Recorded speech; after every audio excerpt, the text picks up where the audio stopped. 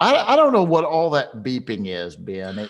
It must. I'm not hearing anything. Oh, good. Then it's just me, but it keeps bleep about Every time I set something on my desk, I can hear it in my earphones. You know, it may be something. See, so you didn't hear that? No. Or that or that? Nope. Yeah. Okay, well, that's good because, yeah, it just says USB device not recognized. So as long as you can see me and hear me, we don't care about other devices. It must be my mouse. Yeah. And the thing's being contrary. So I don't know if it's my computer or something I just else. tore my computer apart and was ready to just go take it in and chuck it. And it was the mouse, the wireless mouse. I think that might be what it is, but it's beeping in my ears like crazy. But as long as you can't hear it, and hopefully our folks can't hear it, we're good.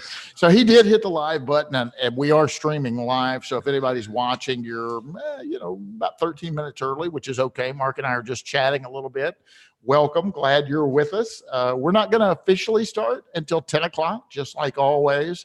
But welcome to the webinar. We're glad you're here. As Ben has instructed you, you can ask questions and he'll eventually get them over to me. If you're saying hi to me right now, I can't see those.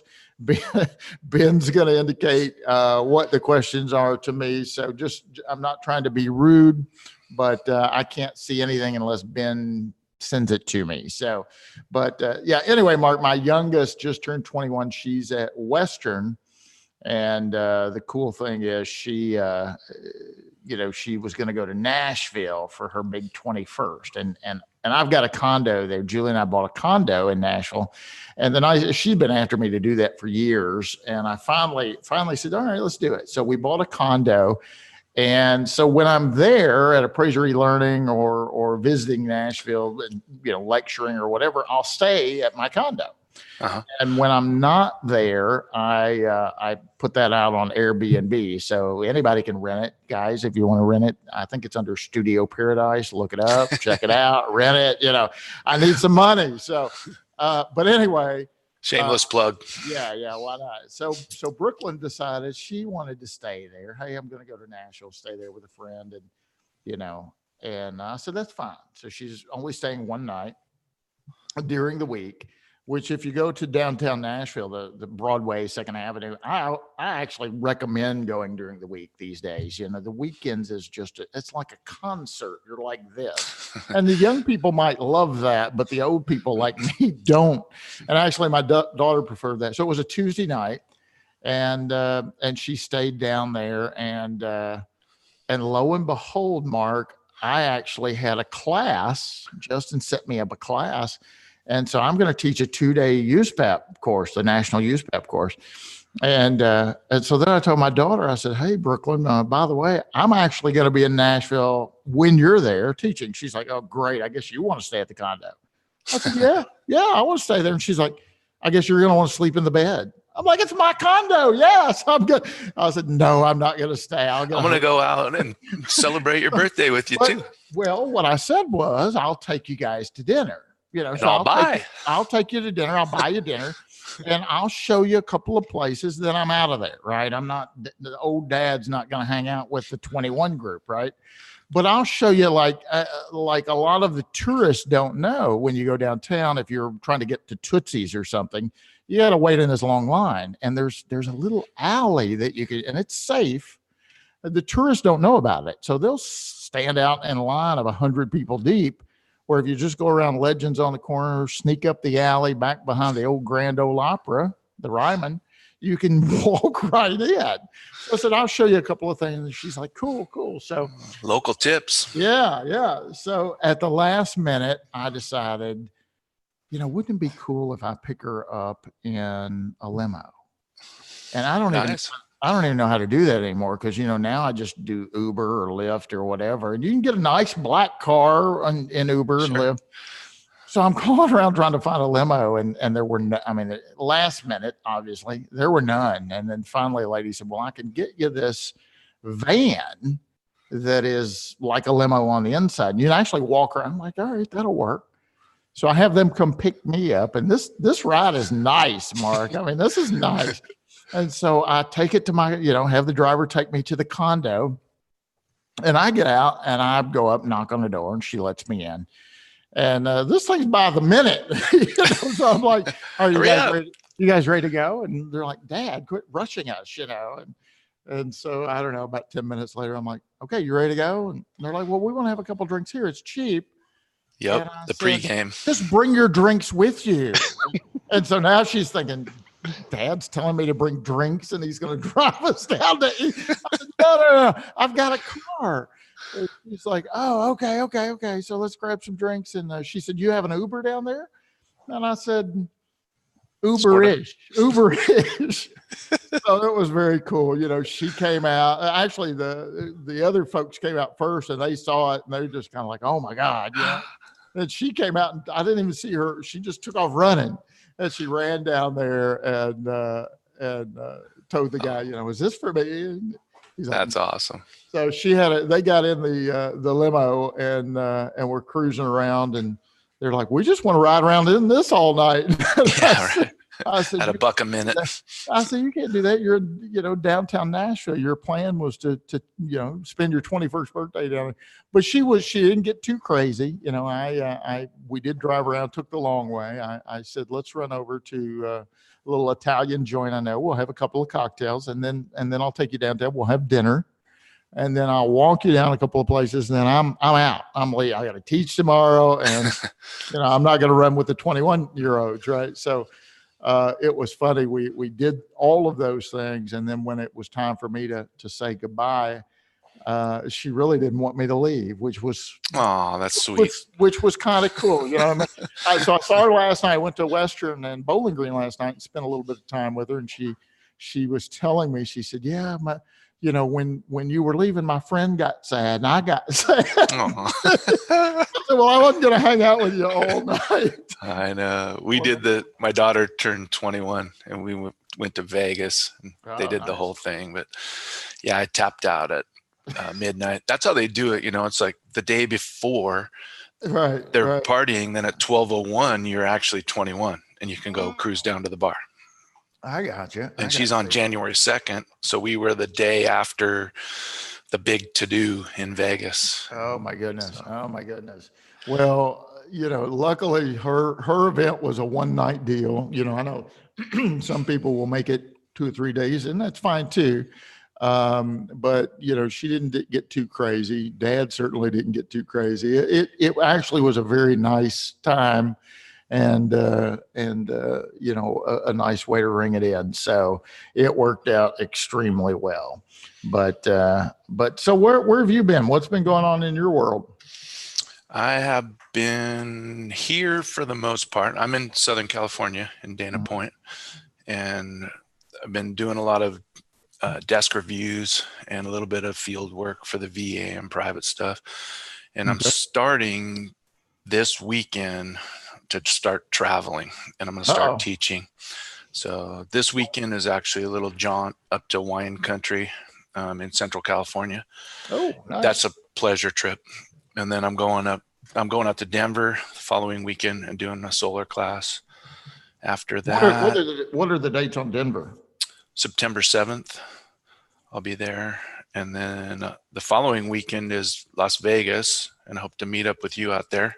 Oh, great. So you're going to be out at the summit. Yeah. Yes. It's funny you were talking about Vegas and, so everybody always says, oh, Bryan, you go to Vegas every year. That's got to be on, maybe, 10, 11 years ago. But now, last year, Julie and I went and Blair and John and some of them, let's go out. And I tell you, Mark, when you lecture all day and you present all day and you try to do a podcast during the day, the last thing you want to do is go out, especially. I was surprised at I can't do it. Exhausted I get after doing that. Like I have a 3-day deal that I do. That's after Vegas. Yeah. So every week I'm out of here. So the 3-day deal, I come home from that. I'm going to do my solar class Monday in Sonoma, which is up wine country, and then 3 days of green teaching to appraisers. And I'd come home for those things on Thursday night and Friday and just wiped out. Yeah. It's worse than a full day of driving around and doing appraisals. Isn't it? I mean, isn't it? So we finally, we had an emergency board meeting for the NAA, and we did that. And of course, I had a martini during that board meeting. The second emergency after hours board meeting, and so we get over and they're wanting. So we go and Craig Capella. See, I'm dropping all these names, so everybody's going to be calling me. Quit telling what we did. Well, but it was nothing bad. So we get together and we have a couple cocktails, and finally I said, guys, we got to eat, right? We got to. So we ate, and they're wanting to go somewhere, and Blair's wanting to go somewhere, probably more accurately. And throwing Blair under the bus. Yeah, and Julie's like, let's go. So we're waiting for a car or something. I said, let's just get that. It wasn't a limo, but it was like a Hummer SUV, something or other, So we're cruising around in that. I'm like, this is pretty cool. We get out at this place they're all wanting to go to, and I'm like, I'm not waiting in line. And I'm nobody. I'm not important, but by God, I felt important that night because I didn't want to wait. So I'm saying, I'm going to pay, and we're just going to go right in. I'm paying VIP, and thank God, Mark, they didn't let me. No, Brian, look, the regular line's not that long. Don't be a dummy.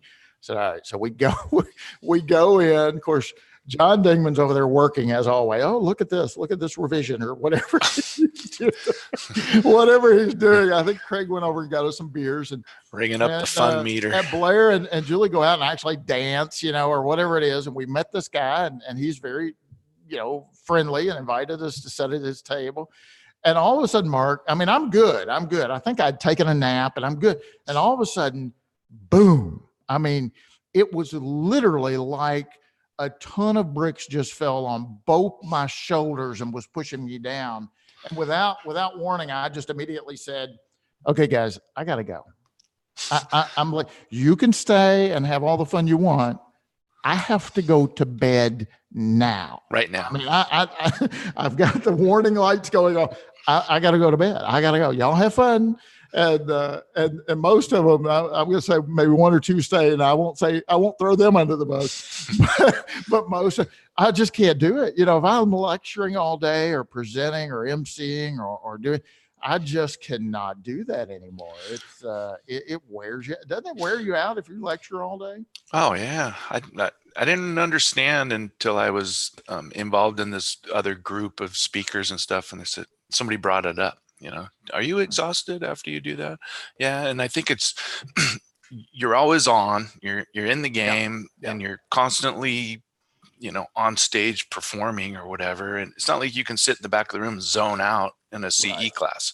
You got to be there.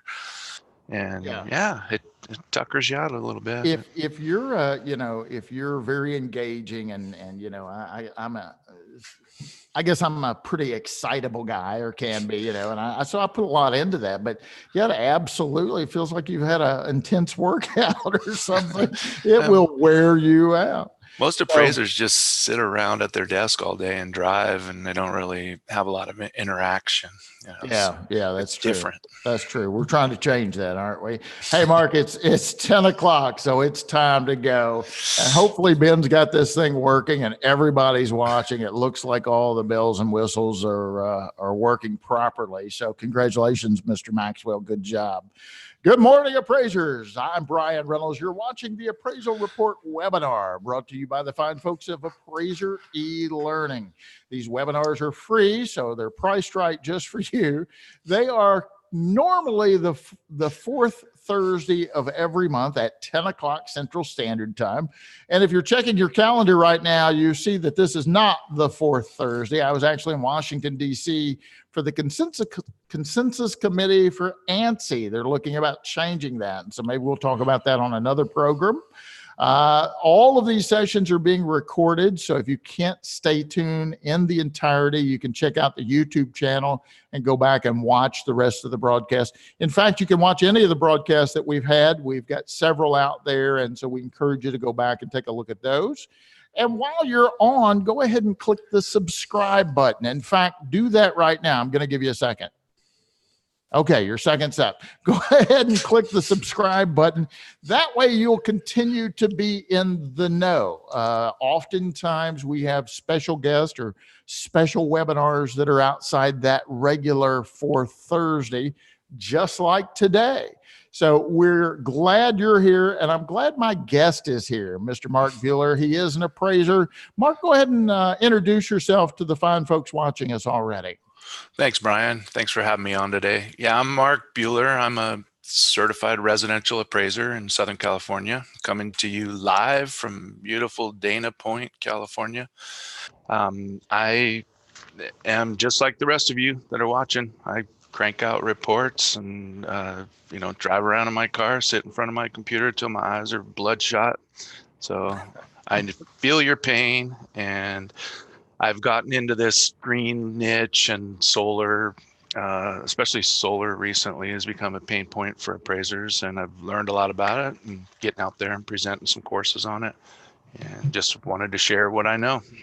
Very good. Well, we're excited that you're here, Mark. And, I wore my green shirt. We're talking about green today. So why not wear a green shirt, right? I like it. So we're glad that you're here. And let's kind of start at the beginning, if you will. You said you're a practicing appraiser. You're a certified residential appraiser. You've been doing this for a little bit. So what got you interested in looking into green or solar? Did you just wake up one day and say, hey, a windmill's pretty cool, or solar panels are neat, and I'm going to investigate that? Did you get an order to appraise a property that had those components and you kind of were forced to learn that? What kind of got your interest to peak in this area?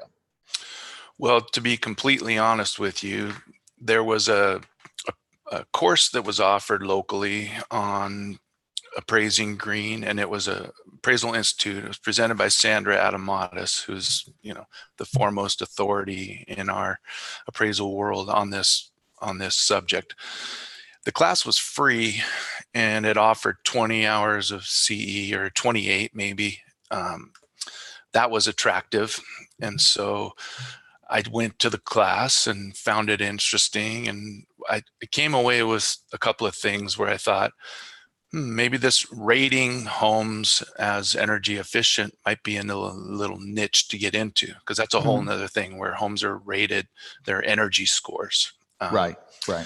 So I took that class, and then another one was offered by Earth Advantage, and I went to that one.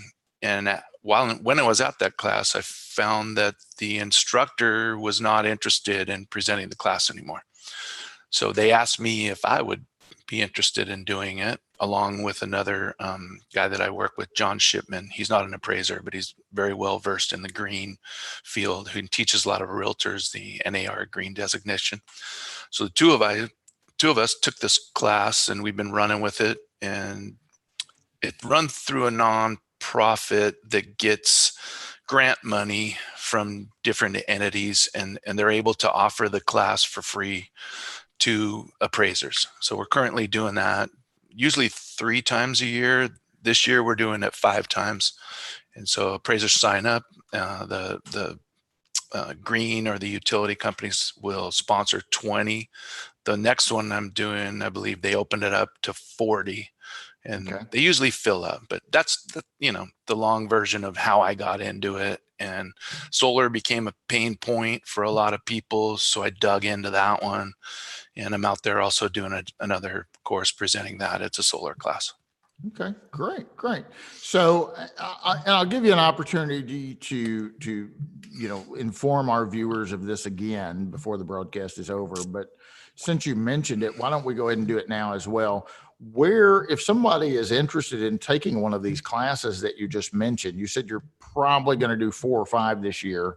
Where are those going to be, or where could they get information to find out more details on that? Is there a website or something? Yep. The 3-day class that's free is through builditgreen.org. Okay. And Ben, maybe you could throw that up in the chat room or on our chat room. Builditgreen.org, Mark, is that what you said? Correct. Yes. Okay. And Build It Green. We've done 2 this year. There's 3 more coming up. There's one in Petaluma, September 24th through 26th. And then we're also doing San Diego and Orange County, Fountain Valley in Orange County. And did you say those classes were over several days? 3-day class. Those 3-day are class. Okay. Yes. Okay. So, Yeah, just pull the website that's on up. green building and valuation of green buildings. The class that I took, which is also available, I believe, online to appraisers, is through the Appraisal Institute. First one I took. And once you complete the course, there's a few courses involved. You are on the registry for the valuation of sustainable that you've passed the valuation of sustainable professional development program, and you're on that AI registry. So if anybody's looking for a green appraiser, they can go there, or they can go, if you've taken the class that I'm doing, you get on Earth Advantage's accredited green appraiser. Okay. And didn't you say something about a NAR designation as well? The man that I teach with, that I partner up with on the accredited green appraiser course, John Shipman, he teaches NAR green designation, and so do a lot of other instructors. That's for Realtors. Okay. And but if an appraiser wanted to take that, I assume they would be able to. I would think so. Yeah. Okay. I don't see why not.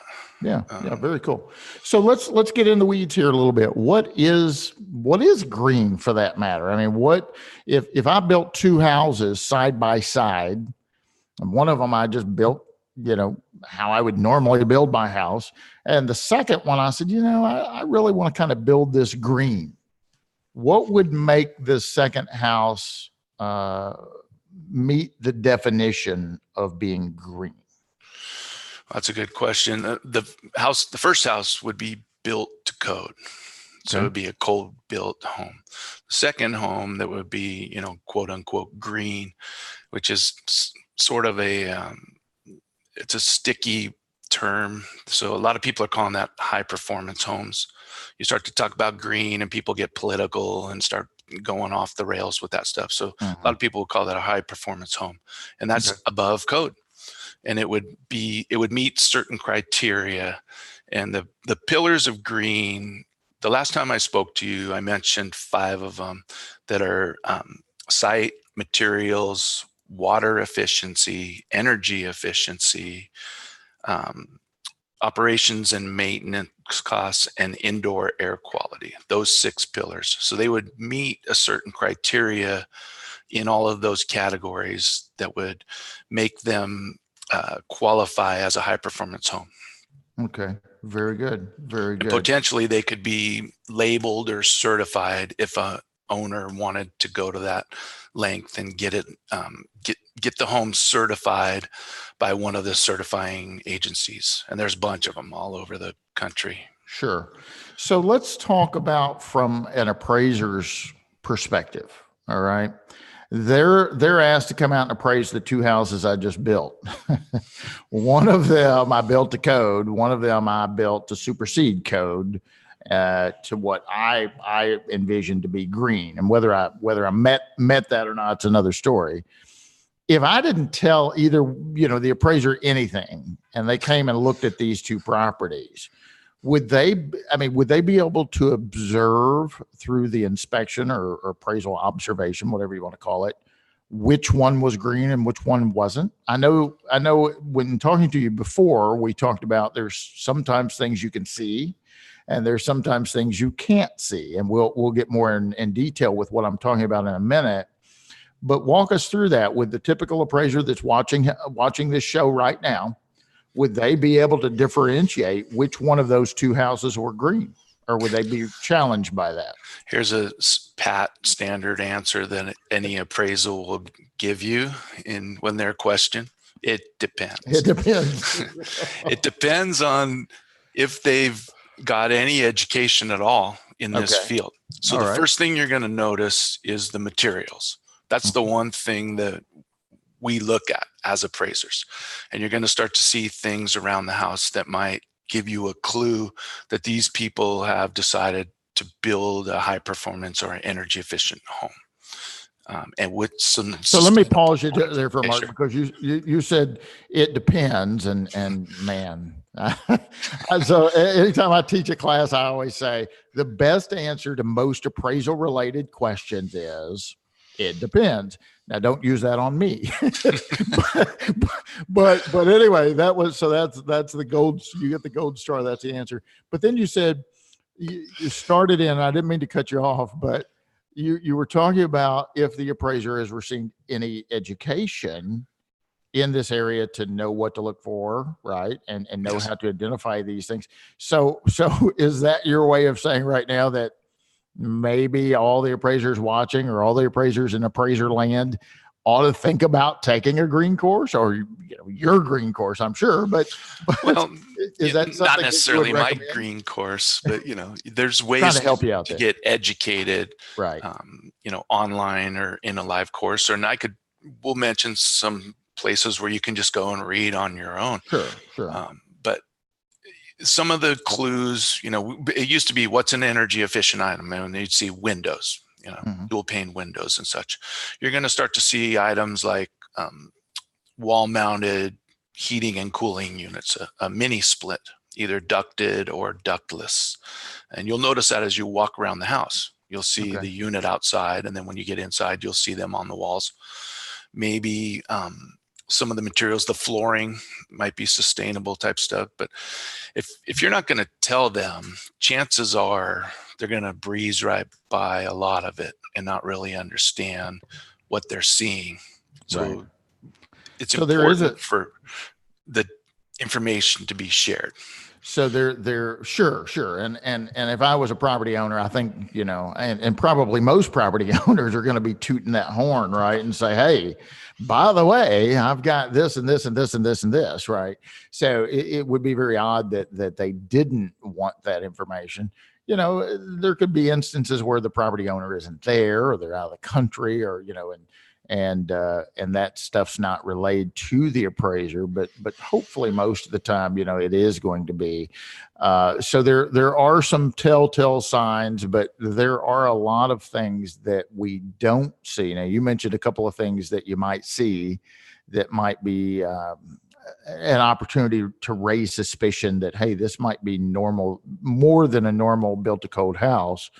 What are some of the things that we cannot see that would be construed as very significant, in your opinion, for green? Well, we're not going to see the insulation and what we call the building envelope. And one of the key components to building a high performance home is sealing and ventilating the envelope properly.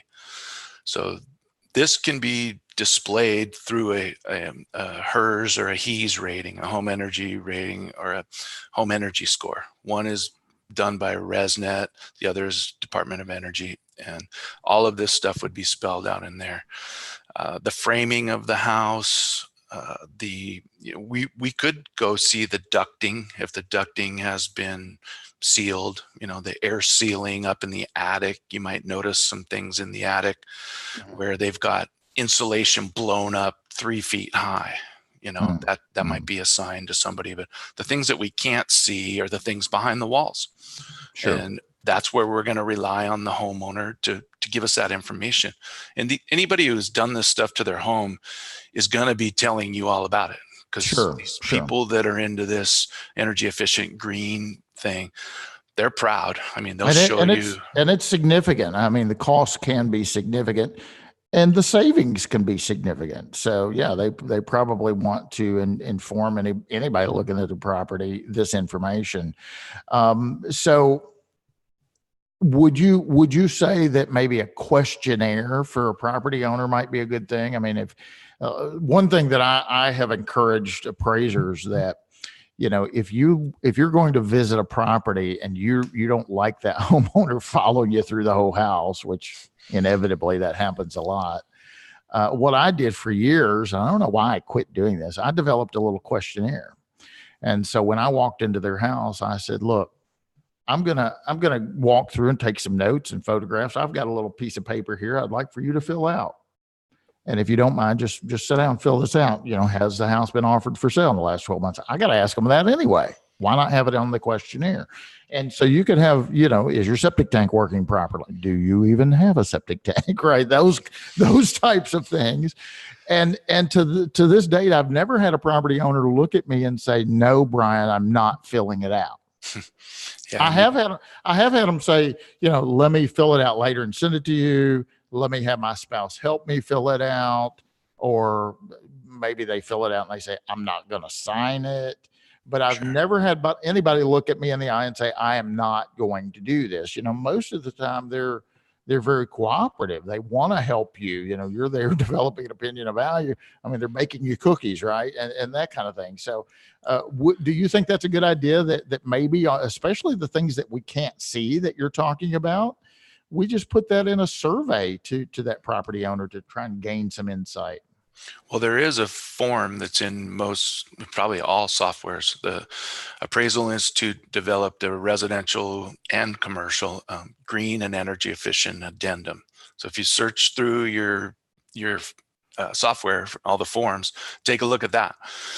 It would be hard for an appraiser or even the homeowner to fill out a lot of the parts of that, but that's a good place to start. So now when I call somebody to do their house, I've added in a couple more questions to the standard. Is this your address? Have you done any additions? Do you have a pool? Do you have a view?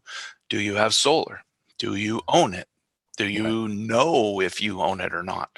And if they start down that path and they start to say, "Oh yeah, we got our house green certified and we've got this and that," then now you're on to something. Because when you roll up to that house and you see solar panels on the roof, you're like, "Oh geez, now what?" And Yeah. if you're not competent to handle that, you might just want to keep driving, because there's a competency rule that we need to abide by.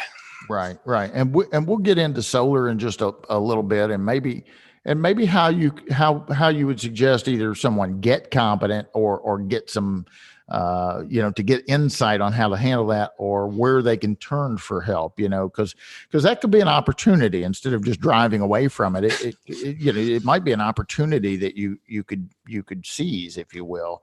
So I want to remind you and our viewers that we have a pretty large audience here, and it's not just appraisers. We have real estate professionals watching, regulators watching, home inspectors watching, and members of the public watching.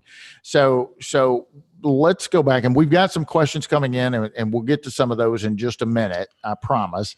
And if you're watching and have questions, type those over to Ben, and he'll forward the good ones to me. I'm kidding. He'll forward your questions to me, and we'll get to as many of those as we possibly can. So don't be shy. Go ahead and ask Ben some questions. He'll get them all over to us, and we'll get to as many of those as we can. But with that being in mind, Mark, when you said building envelope a moment ago, tell our viewers, what does that mean exactly? Is that the improvement and everything in it? Is it the site? What is it? What is the envelope you were talking about a moment ago? The envelope of the house it starts at the foundation and goes up the walls, and it could end at the ceiling, or it could include the roof line and go all the way up into the attic. So we start with the envelope and we seal that and ventilate it properly. And the key to building one of these homes is to seal the envelope properly to reduce the amount of air that leaks in and out of the home. Mm-hmm. So when we seal the quote unquote envelope, or the exterior of the walls, between the exterior and the interior, we want to create a barrier that seals off any air infiltration, because when air comes into the house, it carries moisture and dirt, and that's where problems start. But we can't seal it completely airtight. We've got to ventilate the home. So you've got to duct it and have an air exchange where air comes in from the outside, is conditioned, it's either heated or cooled, and spread through the home, and then it's exhausted out. So we don't want to keep circulating the air that's in the house because it can eventually become bad air, if you will. And now we're just recirculating bad air. We've got to have a constant flow of fresh air coming into the house, is what you're saying. And I think that you and I've, so I do a podcast. It's called the Appraisal Update. And Mark was gracious enough to participate in a podcast. If you haven't heard it, go back and listen. And we're going to be in much more in depth in today's show because we frankly have more time, right? But when we were doing that podcast, we were talking about that building envelope, and I was talking from the perspective of many years ago, people wanted to wrap these houses so tight. I'm going to put triple pane windows in. I'm going to put cellulose insulation. I'm not going to lose a drop of air. And I get it for energy efficiency purposes, but I think part of the problem has been that they didn't have that intake of fresh air. And I talk about that from the perspective of a house needs to breathe, right? Or if it doesn't breathe, it needs to somehow get that fresh air in. And so I know I've read statistics where they say indoor air quality has been measured significantly worse than outdoor air quality. And it's amazing to me. That means, if you're in a house like that and you're trapped with all that bad air, it's so unhealthy. You would be better off going outside and breathing that air. And I think we've all went into that house, that house I'm talking about, that house, and you go in and you're like, oh my God, I can't breathe in here, whether it be a smoker or, they have 17 pets or whatever the case may be, and they're not getting that fresh air. So how exactly is that fresh air brought in? Talk about that for a minute. The air comes into the house naturally through ventilation, and it's filtered.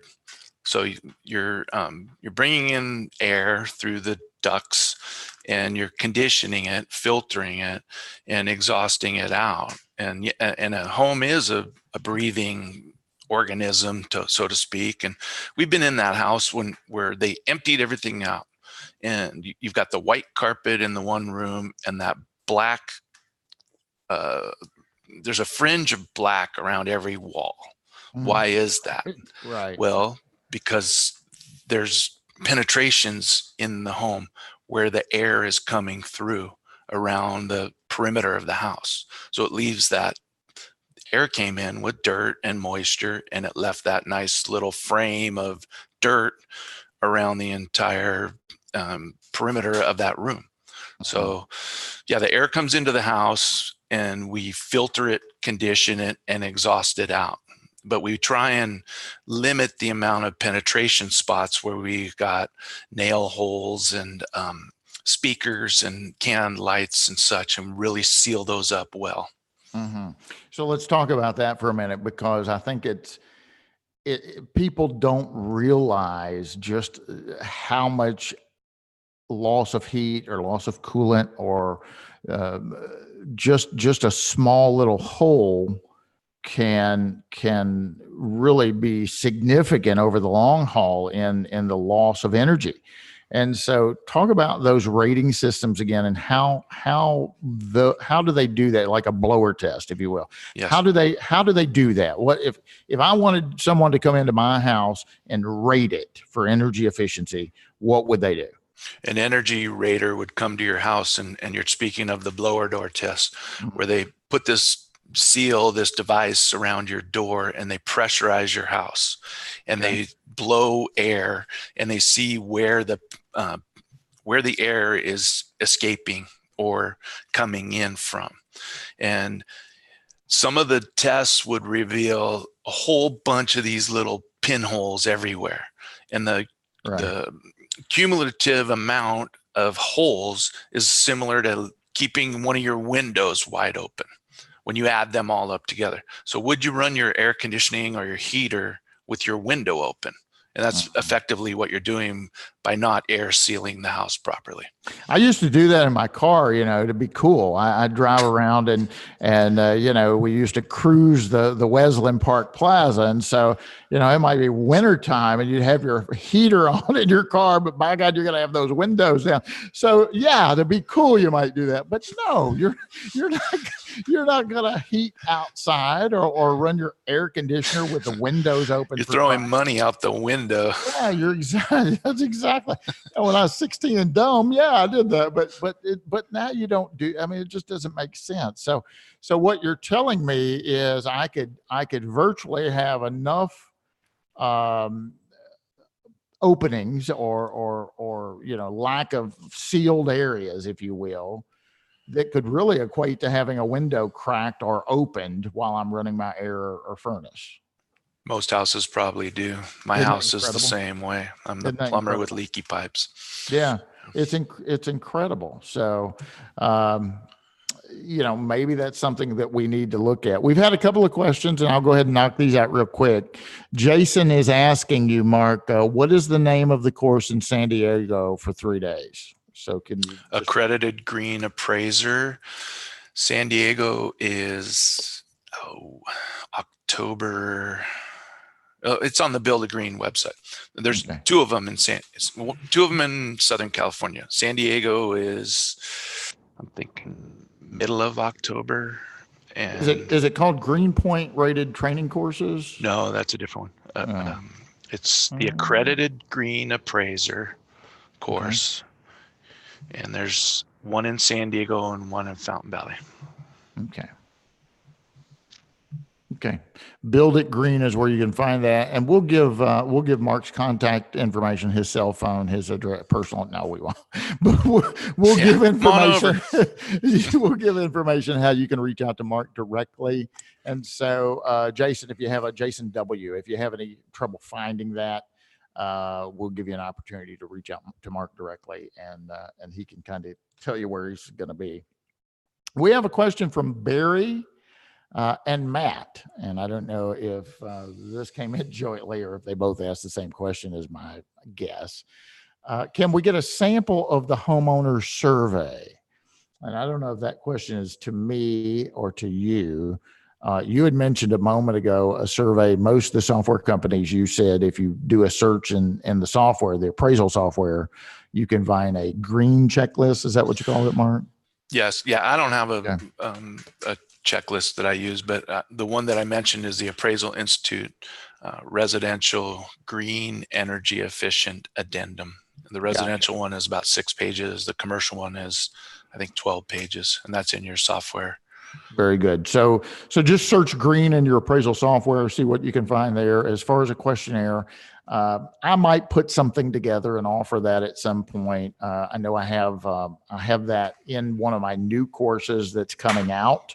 And so if you attend my live class or take it online, it's not online yet, but it will be. It's called the Appraisal Inspection, or an appraiser's guide to appraisal inspections, depending on who you take it from. And that course will be available here in the very near future on Appraiser eLearning, and you can check it out there. And there will be a template of a sample questionnaire so that you don't have the homeowner tail following you around. It's worked very well for me in the past. Mark, in terms of valuing homes with high expensive energy efficient systems, do the topics of life cycle costing or whole life costing come up? In other words, how do you teach about valuing homes with energy efficiency systems in terms of both installation and operating costs, as well as the income or returns these systems can produce in the long term? That's a question from, I don't know who. Wow. Okay. The cost and the income, I think that's what you're asking. We can get the cost of the materials and installation from the builders, and we would use that in our cost approach, I think, if that answers the question. Okay. The income, the way that I think about income in these situations is really comparing the utility bills and seeing what the difference is pre and post, if you can get that information. So I'm not sure if that answered that question, but. Well, it sounded good to me. All right. I don't know either. I found those dates. I just looked on my phone for that other question. Okay, San Diego is October 7th through 9th for that free 3-day class. Fountain Valley in Orange County is October 22nd through 24th. And that's on the Build a Green website. Okay, very good. Sorry, guys, I was asking for a cup of coffee. I'm about to die. So we're at the halfway mark already. You see, you're ahead of me. I'm empty. Unbelievable. We're at the halfway mark. This is Bryan Reynolds. You're watching the Appraisal Report webinar brought to you by Appraiser eLearning. Hey, if you haven't checked out Appraiser eLearning, go over, check them out. www. You don't have to do that anymore, but it's appraiserelearning.com. We have a whole host of courses available for you. We provide these free webinars as a way to give back to you. I mean, it's free. It's not costing you a penny.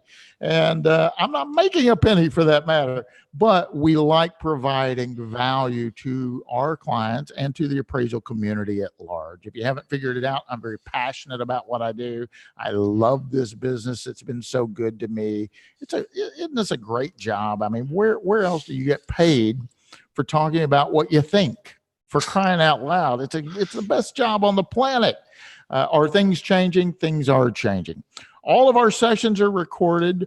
Please go back and check those out. I mentioned earlier, we have a podcast that we do out weekly called the Appraisal Update.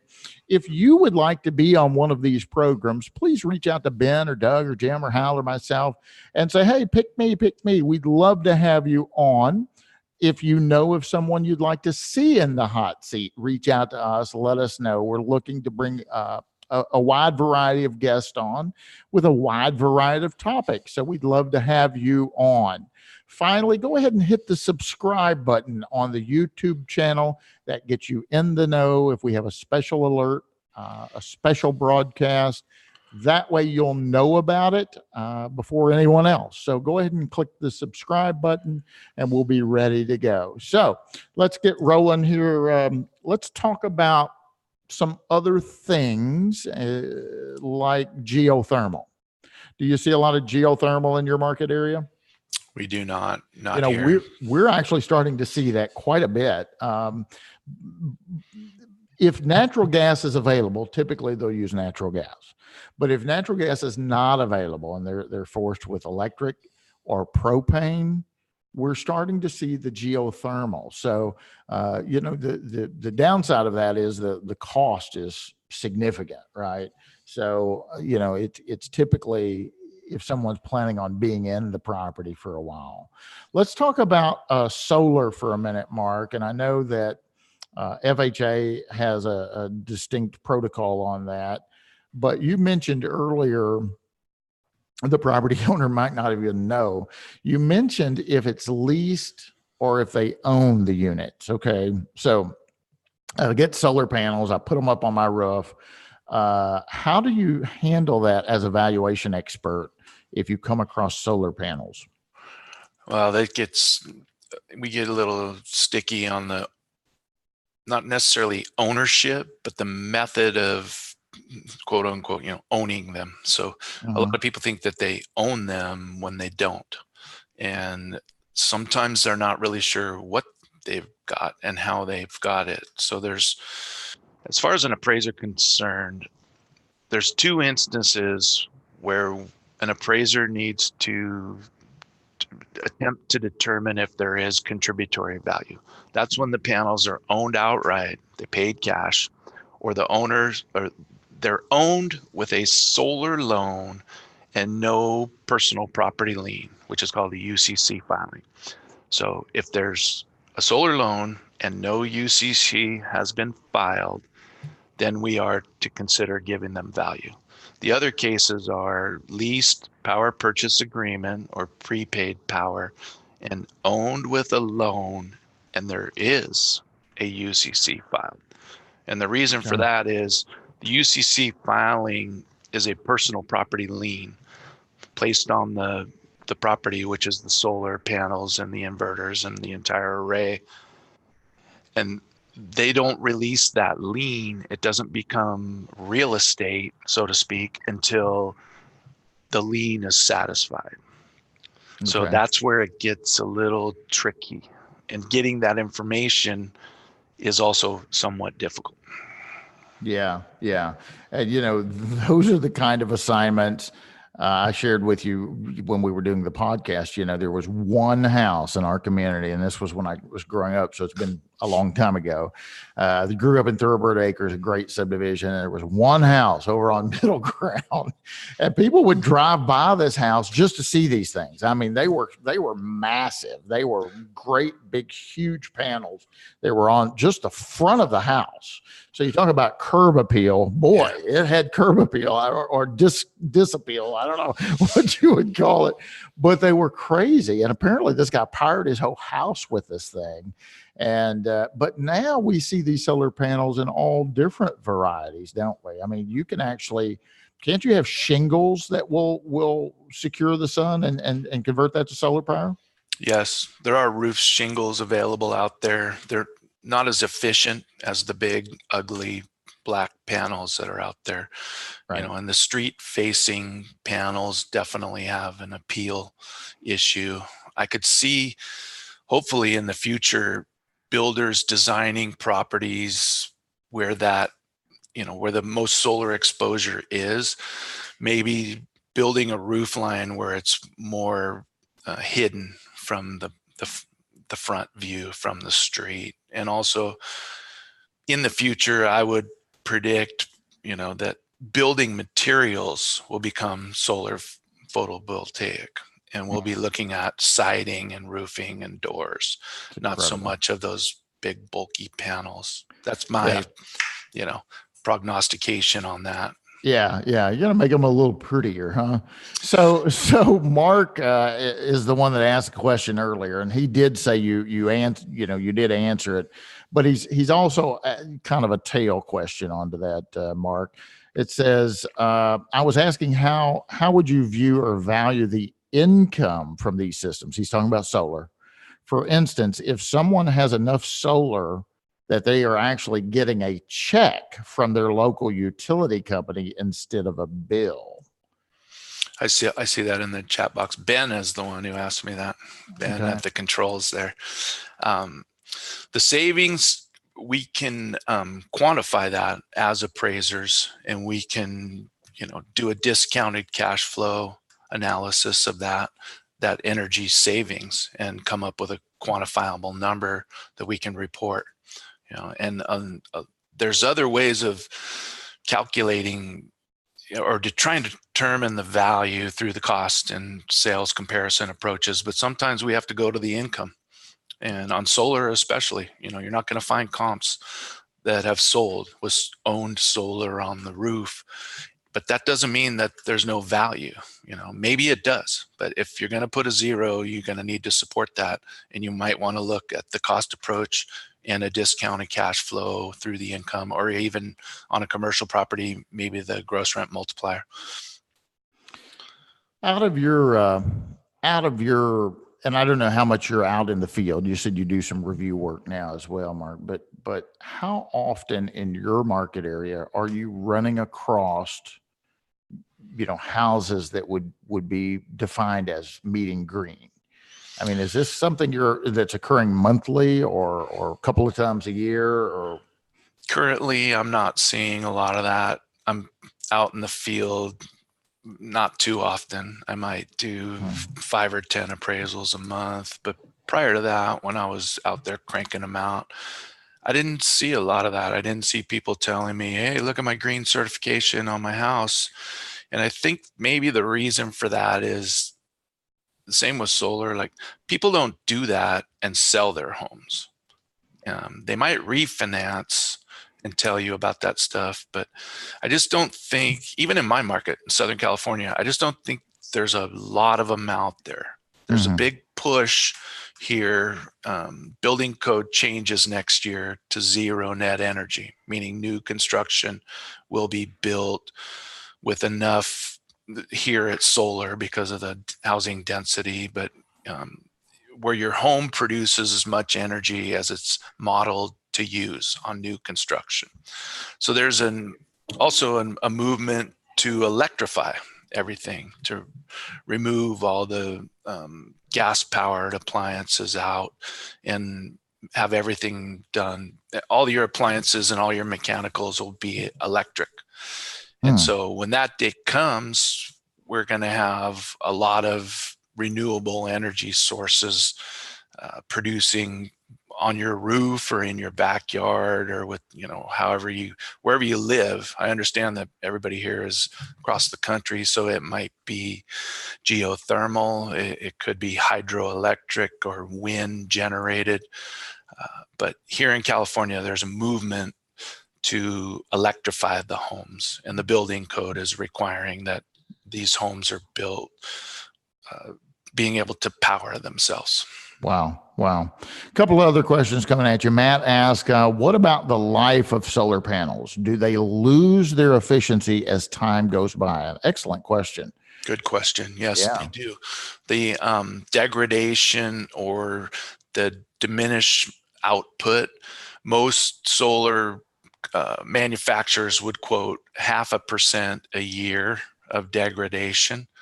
So there's ways of calculating that in if we're going to quantify the output by reducing the efficiency of the panels over time.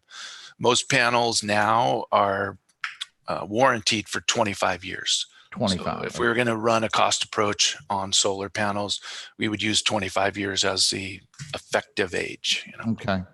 Or the economic life, the life expectancy. Right. The total expected economic life minus however old they are. Whatever they are now. Yeah. Great. So another question, do you think other states will follow California on the net zero building requirement? How quickly do you expect other states to adopt that, if so? Some of the states out there in New England are very progressive on this stuff. Hawaii has a very aggressive goal. These states have goals, not necessarily rules, of going to renewable sources of energy. Hawaii was the most aggressive at 100% by 2045. California is now up the ante.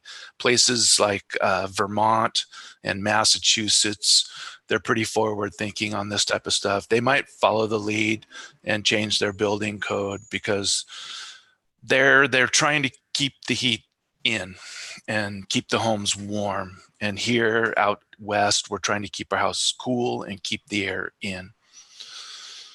So I could see it happening, that the building code here is changing in 4 months, and that's residential. Commercial is in 2030.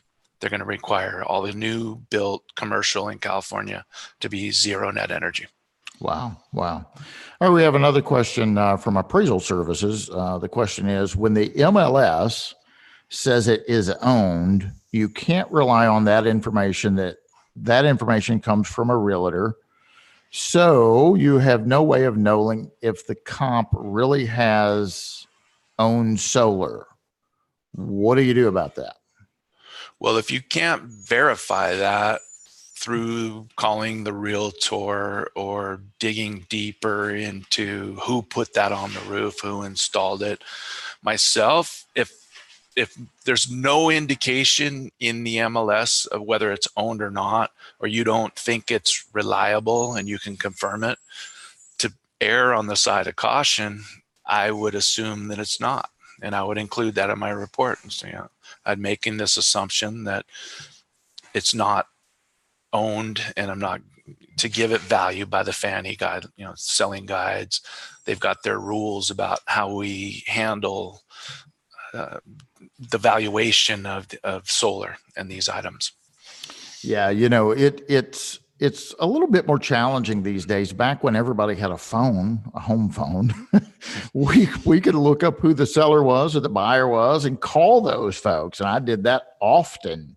Nowadays, most people use a cell phone for the only phone they have. And so that can make it a little bit more challenging. This is a due diligence question, and you've got to, the USPAP requires that you achieve credible assignment results. So you definitely don't want to rely on data that is inaccurate.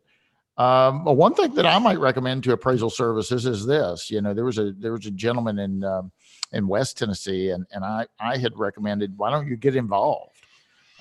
This gentleman became a member of the MLS committee for his local board office, and actually got the board to place on their concessions, and they made it an MLS rule that if you are an agent and there's concessions and you don't put those on there, that you're violating your MLS rules, which you could be fined and disciplined for. So, this is something that maybe if you have solar in your area, I had a couple of folks in my class in Nashville that were from Hawaii, Mark, and they were asking me all these questions about solar. I gave them your number. Yeah, good. I may be over there soon. So get involved, maybe join that MLS committee, maybe take initiative and try and get that changed. And it is amazing if you do get involved. Many times you can impact change. Well, there is all busy people, but Real Estate Standards Organization, RESO, and the MLS. Not every MLS across the country is working with them, but they've got 700 or so, I heard. And what they're trying to do is create a universal language for the MLS for all of us. And there's been a lot of movement towards adding those types of fields, like you were saying. So you'll see it in certain MLSs if they would say, green attribute or power production. Is it geothermal, solar? And if so, is the solar owned, leased? How big is the system? And these are the things that we need to know as appraisers to try and figure out if there is any contributory value. Right. So the RESO program is something that could be very helpful. And there's another program back east where they're trying to integrate all of these energy efficient improvements with the builders and the installers, and auto input that into their MLS and share that with all the syndicates too. It would be on Zillow and Redfin and Realtor.com. Gotcha. It's one of the things we talked out before about, capitalizing on Mother Nature, if you will. I had somebody in my office just yesterday, and we were talking about berm homes. And she said, well, why would anybody want to live, like a hobbit, in the dirt? And I said, well, the energy efficiency of these things are just incredible. Once you get below the frost line, what is the temperature of the ground? About 50 degrees, give or take. And so they're starting to heat their houses at 50, where, and maybe not you in California, but me here in Kentucky, we're starting at 0 or a negative number if you're in Chicago, where the constant temperature of the ground's about 50 degrees or so. So they're just extremely energy efficient. One of the things you and I had talked about is that on a new build, it's important for you guys to look at the placement of the improvement on the site to achieve those attributes. Talk about that for a minute. Well, site is one of the components or pillars of green, and where you place that home on the site, if you have a choice. Here it's very tract homes, and they are where they are. This is why we see front facing solar, but the site, you can build your home on the site and put it in the optimal position to take advantage of solar access, naturally. We call that passive solar, to take advantage of the sun that's coming in. You can, as far as water goes, you can put it on the part of the site where the water's going to flow in the right direction to irrigate what you need to irrigate and keep it away from the property. The site is a very important aspect of determining if a property is green. Very good. So we a follow-up, Appraisal Services had made an additional comment, and what he's saying is the realtors are clueless, and I'm not going to throw all realtors into that bundle, but I get what you're saying. He said that the realtor is clueless. I had a realtor once say that a house had solar when all it really had was a solar heated pool. So maybe we're looking at education. Maybe the real estate community needs to be educated, just like we as appraisers need to be educated. Maybe that would be a good opportunity to talk to your MLS board these real estate professionals love to have free stuff. They like free education whenever they could get it. And what I'm finding is many times the boards will bring in a speaker to offer a day class or half a day class, and they'll cover the cost, make it free to their members. So maybe that's an opportunity that you could get Mark or somebody like Mark and have him come as a featured speaker at your board. Invite all the appraisers and the realtors and just have a day of education regarding this. Just any other thoughts on that, Mark? Very true. The realtors, appraisers, and let me add another one in there, the bank regulators. We all need to up our game on, being informed about these things, because we refer to this as a three-legged stool, whereas if one of them isn't up to par or up to speed, that stool is not going to stand up. So if you have realtors getting educated and underwriters and bankers and regulators getting educated on this, and then the appraisers bringing it in, then they know what, bringing their knowledge into their reporting, then everybody knows what they're looking at, everybody understands it, and there's no real pushback on it.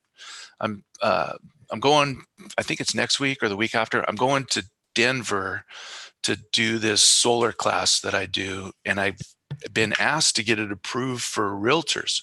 And so I did. I went to the state of Colorado. I got it approved for CE for realtors in addition to appraisers.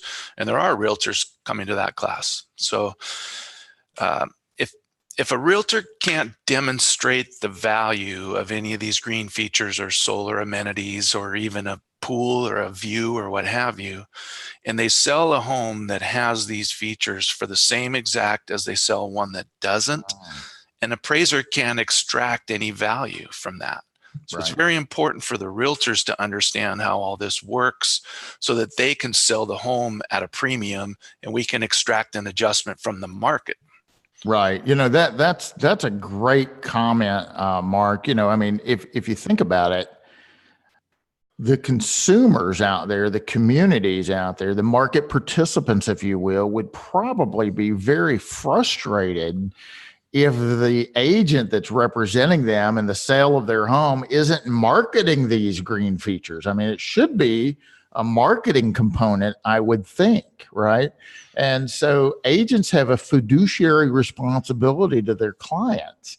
So they really ought to be seeking that knowledge or seeking those component or attributes and communicating that to the marketplace, if you will. And as Mark had mentioned, it's advantageous for us so that we can use that data after the property sells, maybe as an extraction tool.